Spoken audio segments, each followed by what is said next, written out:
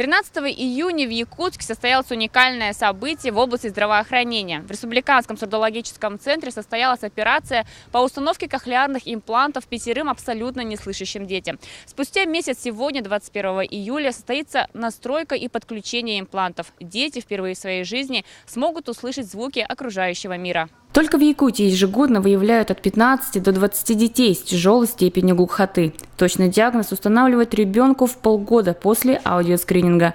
Многие родители даже не подозревают, что их малыш может иметь такой тяжелый недуг. Валентина Попова из Усалданского района, мама годовалой Алисы, узнала, что ее дочь не реагирует на звуки, когда той исполнилось полгода. 8 июня их определили в Республиканский сурдологический центр. И уже неделю спустя Алиса прошла операцию по кохлеарной имплантации. Мы поздно узнали вообще. 6 месяцев я догадывалась и обращались поздно. Операция прошла, мы уже в подключении, надеемся, уже услышим, будем говорить. Согласно мировой практике, включение речевого процессора, аппарата, который устанавливается на ухо и соединяется с внутренней частью импланта, включается через месяц после операции. Сегодня врачи проверят, как функционирует внутренняя часть импланта у малышей и какова реакция детей на первые звуки в их жизни. Это речевой процессор, который подключается специальной программой. Эта программа настраивает данный процессор, и он очень похож на слуховой аппарат внешне. Но здесь воздействия идут не акустические, а электрические импульсы. Почему? Возможно, слуховой аппарат самый мощный, может быть, ребенку и помог бы, да, но он будет мешать акустическими волнами, которые отдают обратную связь. Все время свистит, да, и поэтому вот ученые придумали вот такой вот процессор, имплант, кохлеарный имплант, который действует на электрической основе.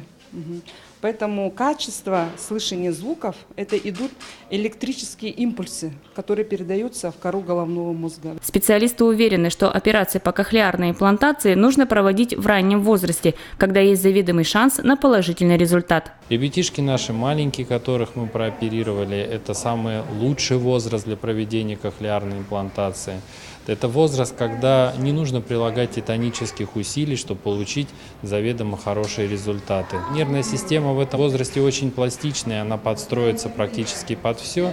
И не так много упустили времени, чтобы созрел речевой центр. Считается, что если в возрасте от года до 2 лет прооперировать, то 99% того, что ребенок пойдет в массовую общеобразовательную школу. И это самое главное достижение, к которому мы будем идти и стремиться, чтобы это все получилось. Если раньше около 200 детей в год направляли в центральные клиники России, то со следующего года врачи и хирурги Республиканского сурдологического центра смогут выполнять эти операции в Якутии самостоятельно. Помимо этого, они смогут получить лицензию для проведения программирования и настройки слуховых имплантов. То, что вот выезжали родители в центральные институты, там проживали в течение месяца, это, считайте, материальные какие, да, вложения у семей. В основном все семьи из районов, из глубинок, из севера даже есть, да, поэтому вот этот именно момент, когда операции будут проводиться в республике, когда реабилитация будет уже у себя на родине, это самый счастливый момент для семей, для родителей, для мам. Отметим, что закупка имплантов была организована по линии Минздрава Республики при поддержке бюджета правительства. В дальнейшем сурдологический центр будет приобретать аппараты уже по федеральной программе. Добавим, что уже этой осенью врачи Якутского центра самостоятельно проведут еще 5 операций по кохлеарной имплантации.